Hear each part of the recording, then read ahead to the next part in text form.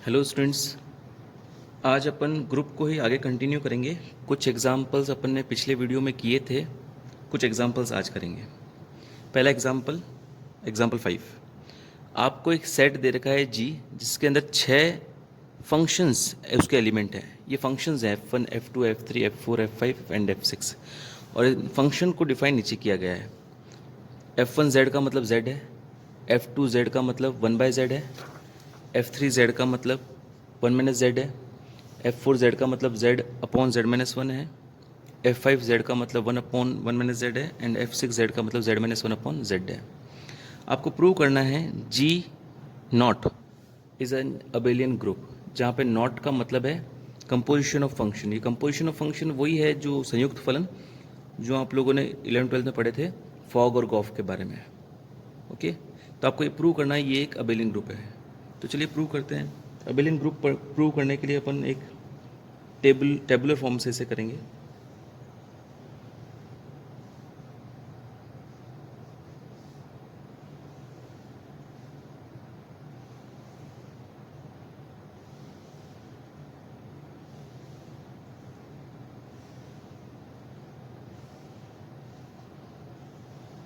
यहाँ अपना ऑपरेशन होगा स्टार या नॉट। अभी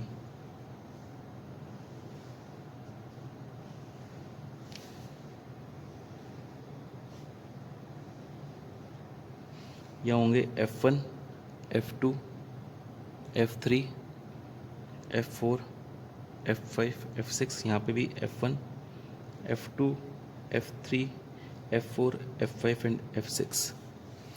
यहाँ पे आएगा F1 ऑफ F1। यहाँ पे बेटा आएगा F1 ऑफ F1। अब F1Z का क्या मतलब है?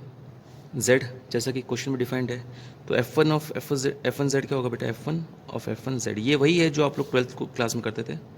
इसके लिए वही Z, तो वापस ये F1 लगा तो उसके लिए भी क्या है Z। सिमिलरली यहाँ पे आएगा तो यहाँ तो आ गया Z, मतलब FO F1 का क्या मतलब हुआ? Z ही आया। अच्छा, Z खुद एक फंक्शन है, कौन सा? F1Z। तो इससे अपन ये पता कर सकते हैं कि FO F1 जो है आपका F1 के ही बराबर है, क्योंकि F1Z भी Z के बराबर है, FO F1Z भी Z के बराबर है। मतलब FO F1 किसके बराबर आया? F1 के बराबर। सिमिलरली F1 ऑफ F2 की यहाँ पे आएगा F1 ऑफ F2Z। क्या वैल्यू आएगी बेटा? इसको क्या लिख सकते हैं अपन? F1 of F2Z। F2Z की वैल्यू कितनी है अपने पास? क्वेश्चन में दी हुई है 1/Z। F1 of 1/Z। अब F1 क्या करता है बेटा? F1Z तो Z ही देता है, तो ये F1 1/Z क्या देगा? 1/Z only. तो ये F1 ऑफ F2 किसके बराबर आ गया? F1 ऑफ F2Z बराबर आ गया 1/Z के। अब F2Z भी तो आपका 1/Z के बराबर ही है, मतलब FO F1 और F2, F1O F2 और F2 बराबर है, तो यहाँ पे मैं भरूँगा F2। सिमिलरली बीच में कुछ लेते हैं, जैसे यहाँ पे F3 of F4। Okay, F3 of F4 क्या करेगा बेटा? इसके ऊपर Z लगाते हैं। F3 ऑफ F4Z, इसका मतलब ये हुआ, पहले F4Z लगेगा। F4Z के लिए Z अपॉन Z - 1, तो मैं इसे लिख दूंगा Z अपॉन Z - 1। ओके, अब F3 लगेगा। F3Z के लिए क्या है बेटा? 1 - Z। तो ये Z की जगह ये वाली वैल्यू है बेटा, तो यहाँ पे क्या हो जाएगा? ये 1 - Z अपॉन Z - 1। F3Z की वैल्यू 1 - Z होती है ना, Z की जगह ये वाली क्वांटिटी है, तो मैंने वहाँ पे भी Z की जगह ये वाली क्वांटिटी लिख दी है। इसको थोड़ा LCM लेके सॉल्व कर दीजिए, तो ये होगा Z - 1 - Z। Z कट जाएगा, -1 अपॉन Z - 1। नीचे नेगेटिव मल्टीप्लाई कर दीजिए, तो ये हो जाएगा 1 अपॉन 1 - Z। ओके, मतलब F3 ऑफ F4Z किसके बराबर आया? 1 अपॉन 1 - Z के। अब फंक्शन में देखिए कौन 1 अपॉन 1 - Z के बराबर है? F5Z 1 अपॉन 1 - Z के बराबर है, मतलब F3 ऑफ F4Z जो है वो F5Z के बराबर है। इसका मतलब F3 ऑफ F4 जो है F5 के बराबर है। तो यहाँ पे F3 ऑफ F4 यहाँ पे मैं F5 लिख देता हूँ। इसी तरह से आपको पूरी टेबल भरनी है। एक कुछ और मैं बताता हूँ, जैसे यहाँ पे अपन पढ़ते हैं F3 ऑफ F2, नहीं F5 of F2, sorry F5 of F2 क्या वैल्यू आएगी बेटा? F5 ऑफ F2 Z की वैल्यू निकालते हैं पहले। ये होगा F5 of F2 Z। F2 Z की वैल्यू क्वेश्चन में दी हुई है 1/Z, तो F5 of 1/Z equals to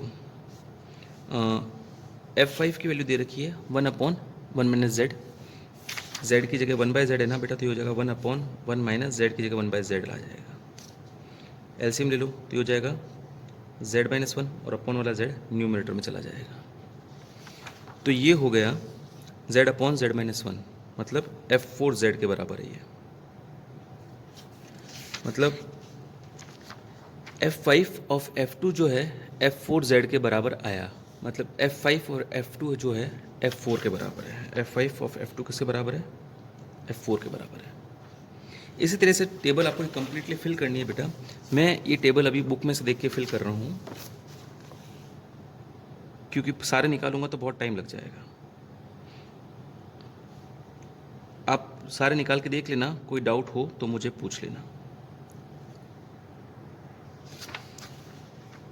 तो ये टेबल मैंने फिल कर दी है। क्या ये एक अबेलियन ग्रुप है? चेक करते हैं। अबेलियन ग्रुप प्रूव करने के लिए अब आपको आना है G0, G1, G2, G3 और G4 पे। G0 क्या है बेटा? ये जो ग्रुप है, ये इस ऑपरेशन के लिए, ये जो सेट है G, ये इस ऑपरेशन O के लिए एक क्लोजर प्रॉपर्टी सेटिस्फाई करना चाहिए, सवरत होना चाहिए। मतलब आप कोई भी दो एलिमेंट्स को ऑपरेट करो, वापस इसी सेट के एलिमेंट्स आने चाहिए। हाँ, अभी ऐसा हो रहा है।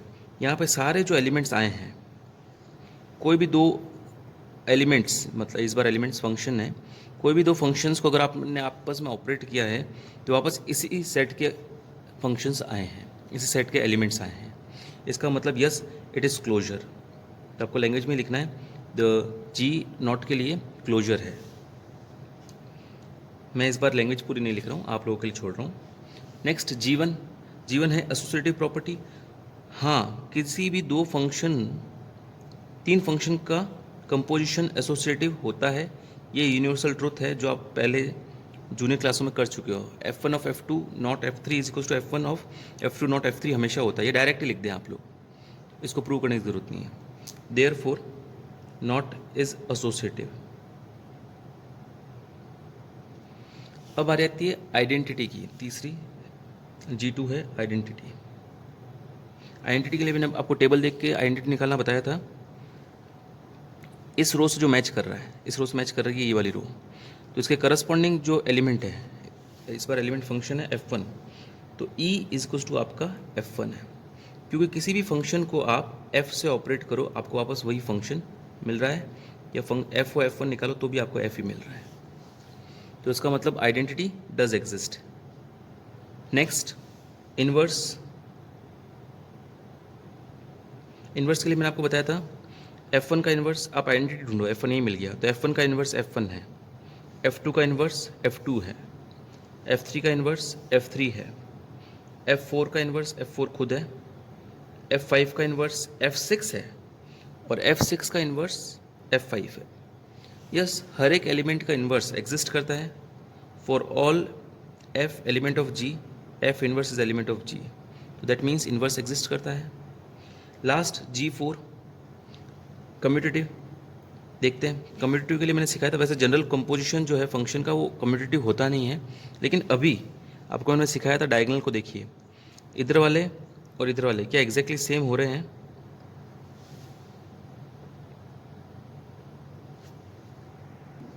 नहीं, ऐसा नहीं हो रहा है ना। F5 जो है यहाँ पे बराबर नहीं आए, ये दोनों बराबर नहीं आए। तो ये एक्चुअली अबेलियन ग्रुप प्रूव नहीं करना है, आपको नॉन अबेलियन ग्रुप प्रूव करना है। तो ठीक है, यहाँ हियर, यहाँ पे एग्जाम्पल लिख देना किसी का, जैसे यहाँ पे लिख देना ये है F4 ऑफ F3। ये वाला क्या चीज़ है बेटा? F4 of F3। और ये वाला क्या चीज़ है? F3 of F4। F3 of F4 are not equal. एक एग्जाम्पल काफ़ी है, क्योंकि फॉल्स है ना, तो that implies operation is not commutative here.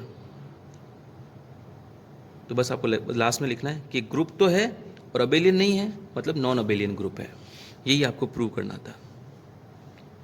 Okay, ऐसे क्वेश्चंस और हैं एक्सरसाइज में, आप लोग कीजिएगा। नेक्स्ट क्वेश्चन की तरफ बढ़ते हैं। एग्जाम्पल 8, इंटरेस्टिंग क्वेश्चन है। जी एक सेट है जिसके अंदर ऑर्डर पेयर्स है, ध्यान रखना ऑर्डर पेयर है। ए और बी कोई भी रियल नंबर्स हो सकते हैं, बस ए ज़ीरो नहीं हो सकता, बाकी नॉन ज़ीरो कुछ भी हो सकता है, बी ज़ीरो हो सकता है।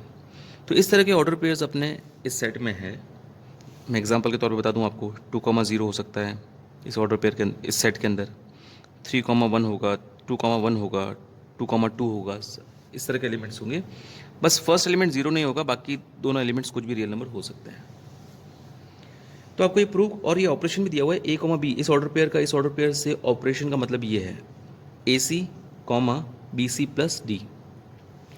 तो आपको ये प्रूव करना है कि ये एक ग्रुप है, in fact non abelian group prove करना है। तो चलिए करते हैं सॉरी। तो पहली बारी आती है जी नॉट की। जी नॉट है क्लोजर प्रॉपर्टी सेटिस्फाई करना, मतलब इस जी के अगर दो एलिमेंट्स उठाए तो क्या श्योरली इसी सेट का एलिमेंट आएगा क्या? Let's check. अपन मान लेते हैं a comma b is element of g and c comma d is also element of g. तो अपन operation a comma b operation with c comma a d check करते हैं क्या आएगा बेटा। ये a c comma b C plus d आएगा as given. अब ए कॉमा जी और ए कॉमा बी जी का एलिमेंट है और सी कॉमा डी भी जी का एलिमेंट है। इसका सीधा सा मतलब ये है ना कि ए तो ज़ीरो के बराबर होगा नहीं, सी भी ज़ीरो के बराबर होगा नहीं, और ए बी सी डी सारे रियल नंबर्स होंगे, है ना बेटा। क्योंकि इस सेट के अंदर ऐसे एलिमेंट्स ही हैं कि जो पहला वाला एलिमेंट जीरो नहीं होगा और दोनों एलिमेंट रियल होंगे। तो यहाँ पे मैंने ये लिख दिया, ये अगर जी का एलिमेंट है मतलब ये जीरो नहीं होगा और ये दोनों रियल होंगे। ये जी का एलिमेंट है मतलब ये जीरो नहीं होगा और ये दोनों रियल एलिमेंट होंगे। इसको मैंने ऐसे लिख दिया। अब अगर ए और सी ज़ीरो नहीं है तो श्योरली ए सी भी ज़ीरो नहीं होगा, क्योंकि दोनों का मल्टीप्लिकेशन ज़ीरो तभी होगा ना जब दोनों में से एटलीस्ट एक ज़ीरो हो। दोनों ही नॉन जीरो है तो इनका मल्टीप्लिकेशन भी नॉन जीरो आएगा। अब बात आती है बी सी प्लस डी की। अब बेटा ए बी सी डी अगर सारे ही रियल नंबर हैं तो बी सी प्लस डी भी तो रियल नंबर ही होगा और ए सी भी तो रियल नंबर ही होगा। तो ये शर्त पूरी हो गई। ये पहला एलिमेंट जो है रियल नंबर है नॉन जीरो और दूसरा एलिमेंट भी रियल नंबर है, मतलब ये पूरा एलिमेंट ऑर्डर पेयर जी के अंदर मौजूद होगा, क्योंकि जी के अंदर हर एक वो ऑर्डर पेयर मौजूद है जो जिसमें ये दोनों एलिमेंट रियल नंबर हो और पहला जीरो ना हो। तो अभी ये दोनों रियल नंबर है और पहला नॉन जीरो है, इसका मतलब ये ऑर्डर पेयर भी जी के अंदर होगा। तो क्या हो गया बेटा, g is closure for operation o. Next बारी आती है G1 की, एसोसिएटिविटी की। देखते हैं बेटा एसोसिएटिव कब होगा बेटा, यहाँ पे इस बार ऑर्डर पेयर है ना, तो ऑर्डर पेयर लेंगे element C comma D.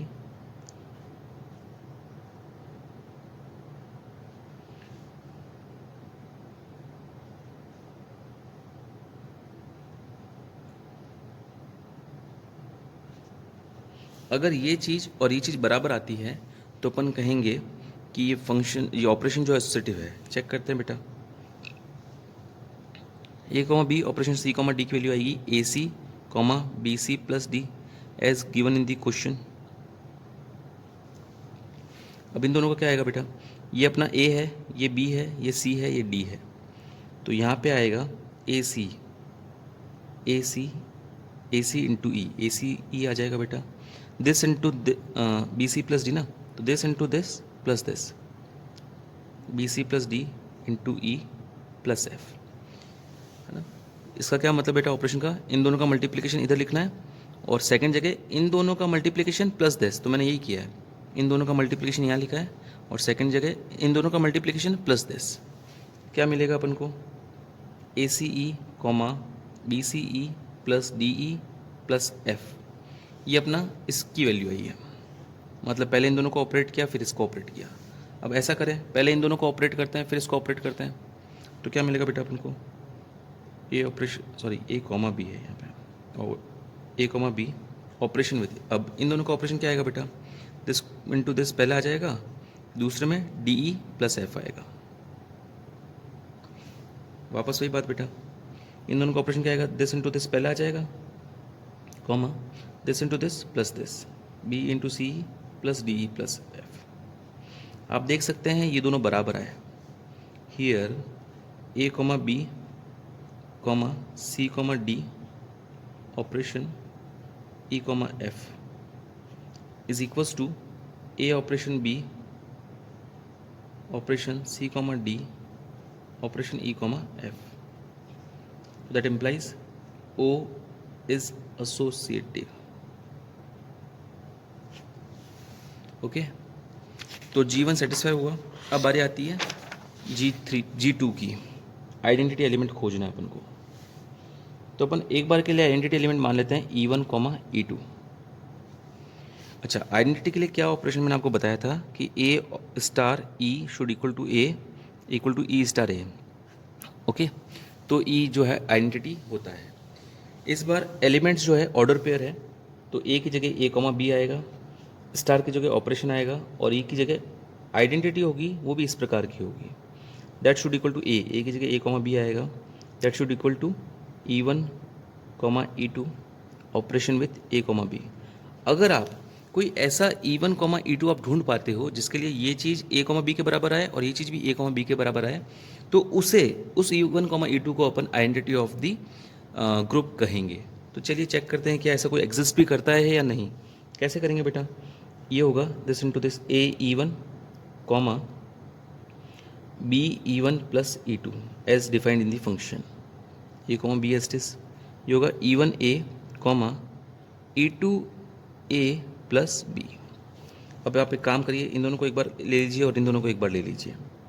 A E1 comma B E1 plus E2 is equal to A comma B, and यहाँ ले लीजिए A comma B equal to E1A comma E2A plus B।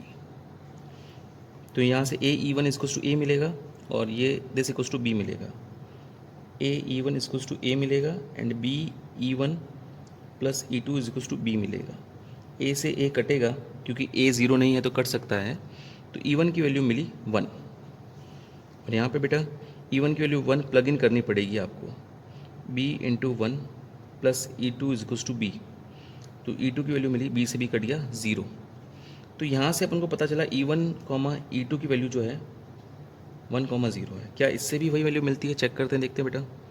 A is equal to E1A, यहाँ से बिल्कुल E1 की value तो 1 मिली, और B equal to E2A plus B, B से B कट गया, 1 इक्वल टू E2A आया, यहाँ पे 0 होगा। तो E2 की वैल्यू क्या है बेटा, 0 अपॉन A नॉन जीरो है ना, इसलिए ये 0 में के डिनोमिनेटर भेज दिया, 0 अपॉन नॉन जीरो नंबर 0 होता है। तो बिल्कुल इससे भी E1 कॉमा E2 क्या मिला अपन को, 1 कॉमा 0, दोनों सेम आया। That means 1 comma 0 is identity element. और क्या ये आइडेंटिटी एलिमेंट अपने सेट से बिलोंग करेगा? हाँ करेगा, क्योंकि सेट में किस तरह के एलिमेंट्स हैं कि ये दोनों रियल होने चाहिए और ये नॉन जीरो होना चाहिए। यस, बोथ आर रियल और ये ज़ीरो नहीं है। तो 1 comma 0 is element of G implies identity of operation lies in G। अब बारी आती है लास्ट G3 की, इन्वर्स की। इन्वर्स के लिए मैंने आपको क्या कंडीशन लिखाई थी बेटा, नेक्स्ट पेज पे कर देता हूँ। इन्वर्स के लिए मैंने आपको कंडीशन लिखाई थी कि A star B E1 E के बराबर हो और B स्टार A भी E के बराबर हो। इस बार थोड़ा सा अलग है ऑर्डर पेयर। A की जगह A कॉमा B लिखना है, ऑपरेशन की जगह O, और B की जगह मैं लिख देता हूँ C कॉमा D, और E की जगह आपके पास आइडेंटिटी है E1 कॉमा E2 जो इस बार 1 कॉमा 0 है। नेक्स्ट स्टेप में वो लिखूँगा, B की जगह C comma D operation with A comma B। तो क्या आप कोई ऐसा C कॉमा D हमेशा ला पाते हो हम हर A कॉमा B के लिए जिसके लिए इन दोनों का ऑपरेशन भी आइडेंटिटी आए और इन दोनों का ऑपरेशन भी आइडेंटिटी आए? Let's check. यहाँ मैं 1 कॉमा 0 डाल दूंगा, ये हो जाएगा AC comma BC plus D as defined in the function, और ये होगा 1 comma 0 as we found in the previous analysis, और ये हो जाएगा CA comma D A plus B. अब आप इन दोनों को लीजिए और इन दोनों को लीजिए, a c comma b C plus d is equals to 1 comma 0। क्या मिलेगा बेटा इससे, a c is equals to 1 and b C plus d is equals to 0। तो सी मिला आपको 1/a एंड सी की जगह यहाँ पे 1/a रख दो, तो डी मिला -b/a। ओके, तो इसके हिसाब से जो इन्वर्स एलिमेंट है वो ये है 1/a, -b/a। अब इससे भी चेक करते हैं कि इससे भी यही आएगा। Let's check, 1, 0 is equals to C A comma D A plus B.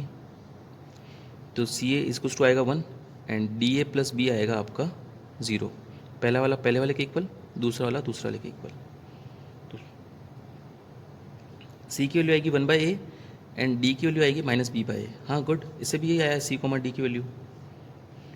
तो अब अपन को ये चेक करना है क्या सी कॉमा डी यानी कि ये वाला वैल्यू हमेशा जी से बिलोंग करेगा। हाँ करेगा। रीज़न मीन ए तो नॉन जीरो है, पहले ही दिया हुआ है। ए अगर नॉन जीरो है तो 1/a और -b/a ये दोनों रियल वैल्यूज़ होगी, तो ये जो वैल्यू है ये हमेशा जी के अंदर बिलोंग करेगी। तो मतलब कोई भी आप a, b एलिमेंट मान लीजिए, उसका इन्वर्स एग्जिस्ट करेगा for all a, b element of g।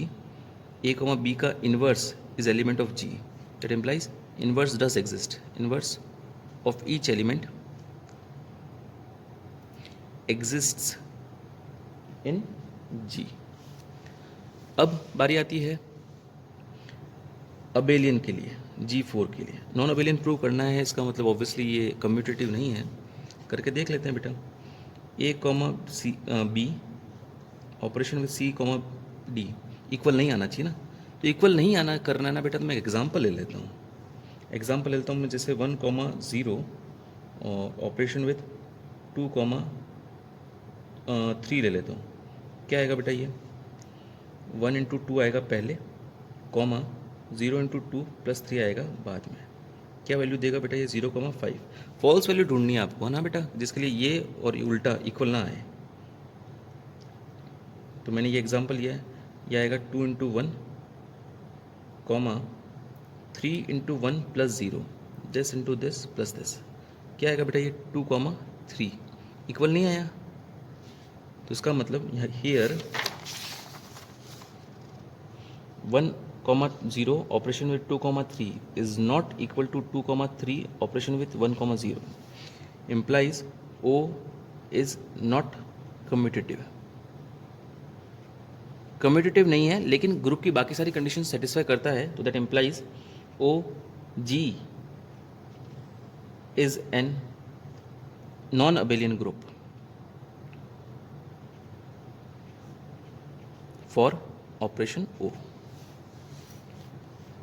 Okay बेटा, एक और क्वेश्चन करेंगे। Example 10th, next example. A alpha आपको दे रखा है, एक मैट्रिक्स है, cos alpha minus sine alpha sine alpha cos alpha, जहाँ पे अल्फा कोई भी रियल नंबर हो सकता है। तो बेटा अल्फा की अलग अलग वैल्यूज़ के लिए अलग अलग मैट्रिक्स बनेगी।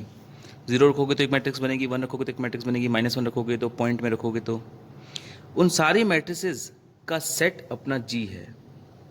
जी क्या है बेटा, ए अल्फा से बनने वाली मैट्रिसेस सच दैट अल्फा आपका कोई भी रियल नंबर है। ओके, इस तरह से जी सेट अपना डिफाइंड है। ओके, इस बार जी में ध्यान रखना, वापस बोल रहा हूँ, मैट्रिसेस एलिमेंट है ना। हर एक एलिमेंट कौन है बेटा, मैट्रिक्स इस फॉर्म की 2x2 की मैट्रिक्स। अब आपको ये प्रूव करना है कि मैट्रिक्स मल्टीप्लिकेशन के लिए ये जो जी है वो एक अबेलियन ग्रुप है। तो चलिए करते हैं। तो पहली बार आती है G0 की। G0 मतलब क्लोजर प्रॉपर्टी सेटिस्फाई करना चाहिए। Let's check. अगर अपन ए अल्फा और ए बीटा अपन दो एलिमेंट्स लेते हैं जी के, तो what does that implies is कि अल्फा रियल नंबर होगा, alpha and beta are real numbers, and A alpha का किस प्रकार का हो जाएगा बेटा, कॉस अल्फा इस प्रकार का, और ए बीटा भी किस प्रकार का हो जाएगा, इसी प्रकार का। अब बारी आती है कि इनका जो कंपोजिशन है, मतलब इस बार कंपोजिशन है matrix multiplication, a alpha dot a beta. इन दोनों का मल्टीप्लिकेशन क्या वो भी जी में अवेलेबल है? ऐसा है तो क्लोजर प्रॉपर्टी सेटिस्फाई होगी, ऐसा नहीं है तो क्लोजर प्रॉपर्टी सेटिस्फाई नहीं होगी। तो चलिए चेक करते हैं। ए अल्फ़ा क्या होगा बेटा आपका? Cos alpha minus sine alpha, sine alpha cos alpha. And a beta क्या होगा बेटा आपका? Cos beta minus sine beta and sine beta and cos beta. क्या होगा बेटा multiplication?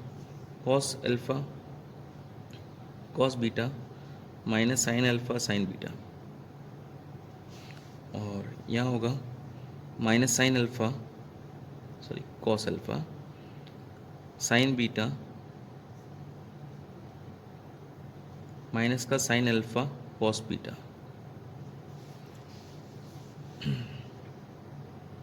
Sign alpha cos beta plus cos alpha sine beta, और ये होगा negative of sign alpha sine beta plus cos alpha cos beta. तो बेटा ये तो हो जाएगा आपका कॉस अल्फ़ा प्लस बीटा का फॉर्मूला, और ये आपका अगर नेगेटिव कॉमन ले लो तो ये negative of sign alpha plus beta का फॉर्मूला है। Sine alpha cos beta plus cos alpha beta, ये साइन अल्फ़ा प्लस बीटा का फॉर्मूला है, और ये कॉस अल्फ़ा प्लस बीटा का फॉर्मूला है। तो बेटा ये मैट्रिक्स जो है किस फॉर्म में आ गई? ए अल्फ़ा प्लस बीटा की फॉर्म में, और अल्फ़ा और बीटा रियल है बेटा, तो अल्फ़ा प्लस बीटा भी तो रियल होगा, मतलब ए अल्फ़ा प्लस बीटा ये आपका जी के अंदर होगा, ये पूरी मैट्रिक्स जी के अंदर होगी, क्योंकि जी के अंदर वो सारी मैट्रिक्सेस होगी जो इस फॉर्म में हो और अल्फ़ा रियल नंबर हो। तो ये जो मैट्रिक्स अपनी आई है वो इसी फॉर्म में है। कॉस अल्फ़ा प्लस बीटा, ये कॉस अल्फ़ा चाहिए, negative of sine sum, negative of sine वही angle, sine alpha plus beta यहाँ साइन अल्फ़ा के जैसे आ गई, कॉस अल्फ़ा प्लस बीटा ये कॉस अल्फ़ा के जैसे आ गई। तो मतलब जी is closure under matrix multiplication, closure form, closure property satisfy करता है। अब नेक्स्ट बात आती है जीन वन, मतलब एसोसिएटिव की। अच्छा, मैट्रिक्स मल्टीप्लिकेशन हमेशा एसोसिएटिव होता है बेटा, तो इसमें आपको करने की ज़रूरत नहीं है, डायरेक्ट लिख दो मैट्रिक्स मल्टीप्लिकेशन। ये आपने जूनियर क्लासरूम में भी पढ़ रखा है, 12th क्लास में, इज ऑलवेज एसोसिएटिव। तो ये एसोसिएटिविटी को भी सेटिस्फाई करेगा। अब बारी आती है आइडेंटिटी की। अब यहाँ से अपना कैलकुलेशन पार्ट शुरू होगा। लेट आइडेंटिटी एलिमेंट जो ई है, अपन G2 चेक कर रहे हैं, अब ई को मान लेते हैं अपन कुछ इस प्रकार से, कॉस सम ई माइनस का साइन ई, ये कैपिटल ई मान लेते हैं क्योंकि मैट्रिक्स को जनरली कैपिटल से लिखते हैं इसलिए, ये साइन ई और कॉस ई। तो अपन को ऐसा ई रियल वैल्यू निकालनी है जिसके लिए ये पूरी चीज़ आइडेंटिटी हो जाए। ओके बेटा, तो लेट्स चेक। अगर इस फॉर्म में हो आपकी आइडेंटिटी इस फॉर्म होनी चाहिए, कॉस माइनस साइन, साइन और कॉस की फॉर्म में, तो ही आपका कुछ पर्टिकुलर ई के लिए तो ही आपका आइडेंटिटी एलिमेंट जी के अंदर होगा, क्योंकि जी इसी फॉर्म में 2x2 के मैट्रिक्स के फॉर्म में है। ओके, तो लेट्स चेक। मैं लिखता हूँ A alpha into E is equals to A alpha, and E into A alpha भी क्या आएगा? A alpha.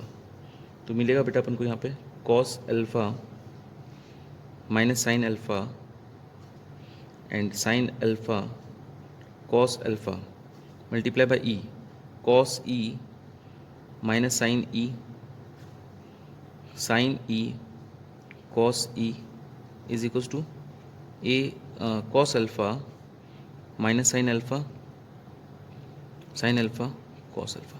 पहले मैं इन दोनों को ले लेता हूँ, मेरे पास जगह नहीं है इसलिए नेक्स्ट बार में मैं इनको दोनों को नीचे ले लूँगा। अच्छा, क्या मिलेगा मुझे बेटा? Cos alpha cos E minus sine alpha sign ई,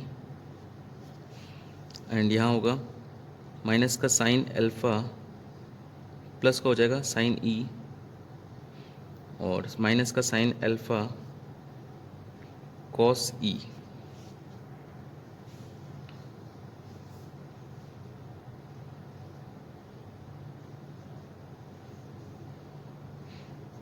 यहाँ मैंने मुझे कॉस अल्फ़ा लिखना था, cos alpha sign E and sine alpha cos ई। ठीक है, नेक्स्ट। अच्छा, ये नेगेटिव होगा। दोनों नेगेटिव होंगे।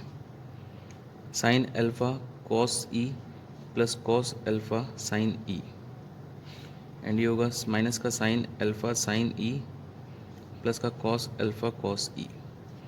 तो ये हो जाएगा कॉस अल्फ़ा प्लस ई, ये हो जाएगा माइनस कॉमन आने के बाद साइन अल्फ़ा प्लस ई, ये साइन अल्फ़ा प्लस ई का फॉर्मूला है, और ये है माइनस नहीं डायरेक्ट ही है कॉस अल्फ़ा प्लस ई, इक्वल है सामने cos alpha minus sine alpha cos alpha. Equate करोगे तो अल्फ़ा प्लस ई की वैल्यू आएगी बेटा अल्फ़ा के बराबर, मतलब ई की वैल्यू आएगी 0। ओके, आप इन दोनों को लोगे, ये मैं नहीं कर रहा हूँ, आप लोगों के लिए छोड़ रहा हूँ, एग्जैक्टली सेम है इसलिए, तो उससे भी अल्फ़ा ई की वैल्यू 0 ही आएगी। तो आपकी जो आइडेंटिटी एलिमेंट है वो आपको मिल जाएगा, ई की वैल्यू 0 रख दो, कॉस 0 माइनस साइन 0 और कॉस 0, मतलब ई होगा अपना कैपिटल ई 1 0 0 एंड 1, ये आपका आइडेंटिटी एलिमेंट होगा। ई एक रियल नंबर है ना, तो हाँ कैपिटल ई भी अपना जी के अंदर होगा ही होगा। क्यों? क्योंकि इस फॉर्म में हर एक मैट्रिक्स 2x2 में होना चाहिए, और इस फॉर्म में होना चाहिए ई, या ई की जगह कोई भी अल्फ़ा जो था ना वो कोई भी रियल नंबर होना चाहिए। तो ई आया अपना 0 जो कि रियल नंबर है, तो ये मैट्रिक्स इस फॉर्म में होगी और ये जी के अंदर श्योरली होगा ही होगा। तो आइडेंटिटी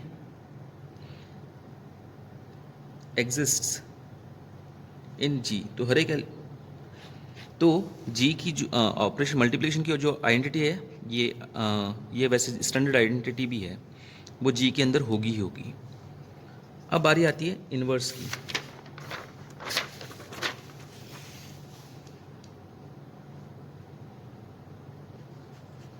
G3 इनवर्स क्या बेटा? इसके लिए अपन ये करेंगे, let capital B is inverse of A alpha, okay, या कैपिटल B, एक काम करते हैं ए बीटा मान लेते हैं।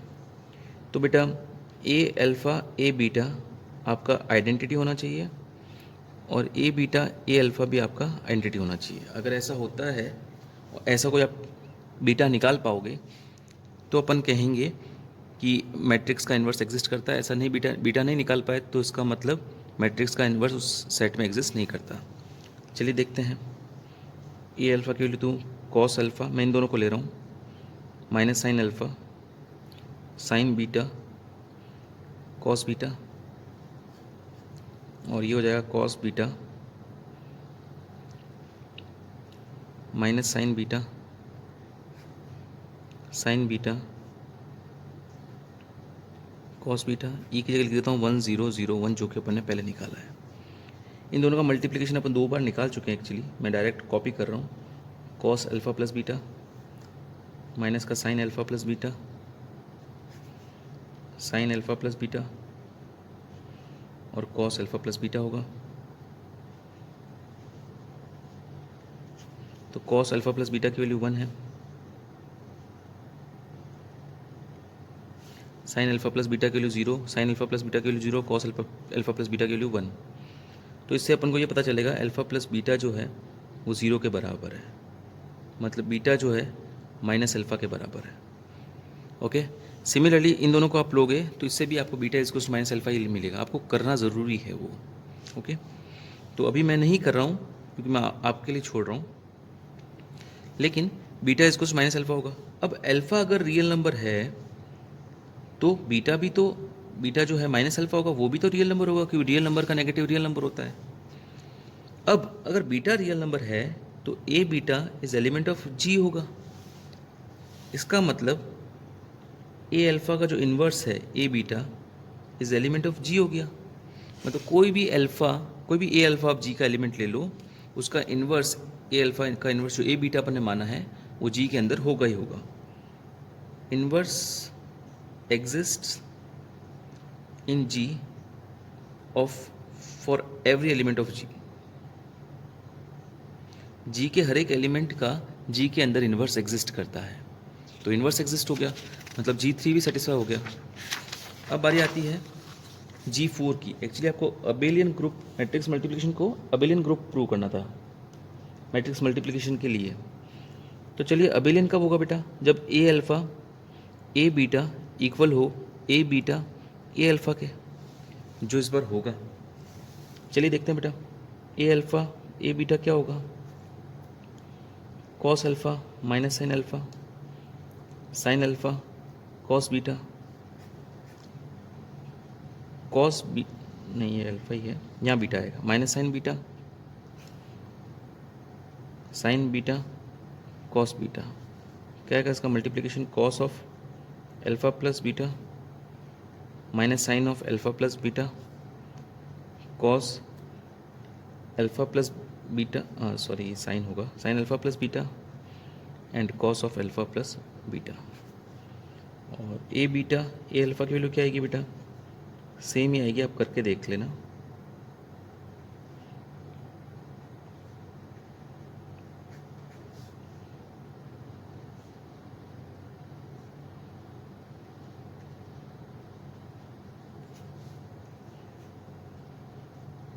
कॉस ऑफ, यहाँ बीटा प्लस अल्फ़ा आएगा, पर कॉस बीटा प्लस अल्फ़ा को मैं direct cos alpha plus beta लिख देता हूँ। एक ही बात है, अल्फ़ा प्लस बीटा लिखो या बीटा प्लस अल्फ़ा लिखो। ए अल्फ़ा ए बीटा की वैल्यू ये रही, ए बीटा ए अल्फ़ा की वैल्यू ये रही, दोनों इक्वल आ गए बेटा। ये यहाँ नहीं लिखना है, ये अब लिखना है। Here A alpha A beta is equals to A beta A alpha for all A alpha comma A beta element of G. आप कैपिटल जी के कोई भी दो एलिमेंट ले लो, उनका मल्टीप्लिकेशन कम्यूटेटिव है। दैट इम्प्लाइज मैट्रिक्स मल्टीप्लिकेशन, वैसे मैट्रिक्स मल्टीप्लिकेशन कम्यूटेटिव नहीं होता है, लेकिन जी के एलिमेंट के लिए कम्यूटेटिव है। ऐसे इस तरह के एलिमेंट्स अगर हैं जी के तो कम्यूटेटिव है, इस कम्यूटेटिव इन जी। तो बेटा जी ने सारी प्रॉपर्टी सेटिस्फाई कर दी, क्लोजर, एसोसिएटिव, आइडेंटिटी, इनवर्स और कम्यूटेटिविटी। तो इसका मतलब जी is an abelian group for matrix multiplication.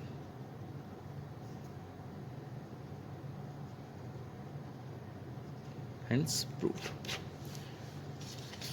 Okay बेटा, एक्सरसाइज में इसी तरह क्वेश्चंस हैं, आपको करने हैं। एग्जाम्पल 12 इसी प्रकार का क्वेश्चन है बेटा, मैं आपको पूरा तो नहीं करा रहा हूँ, बाकी कुछ एग्जाम्पल्स मैंने छोड़े हैं वो आप लोगों को करने हैं, लेकिन मैं एग्जाम्पल 12 का थोड़ा सा इंट्रोडक्शन देता हूँ क्योंकि ये चीज़ आपके लिए नहीं है। देखो बेटा, अगर कोई मॉडुलो है, जैसे मॉडुलो क्लासेस बता देता हूँ आपको होता क्या है। मॉडुलो क्लासेस,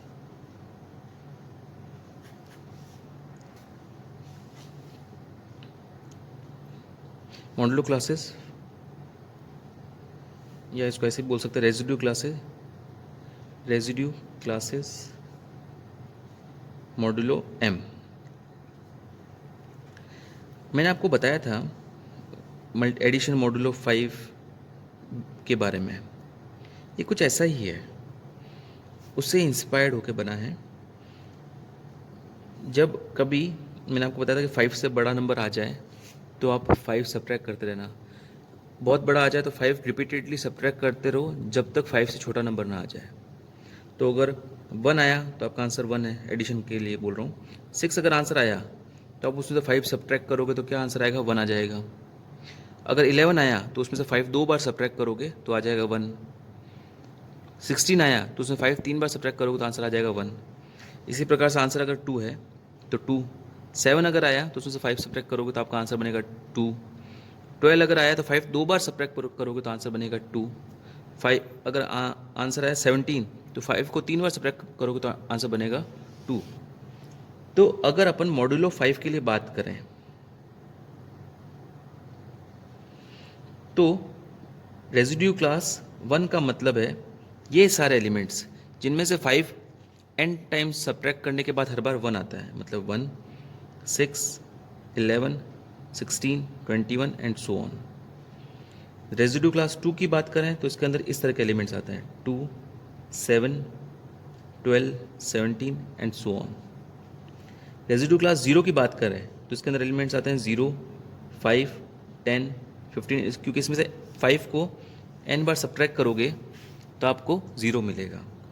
रेजिड्यू क्लास 3 की अगर बात करें तो इसके अंदर एलिमेंट्स होंगे 3, 8, 13, 18 and so on. Residue class 4 की अगर बात करें तो इसके अंदर एलिमेंट्स होंगे 4, 9, 13 नहीं 13 नहीं होगा, 4, 14, 19, 24 एंड सो ऑन।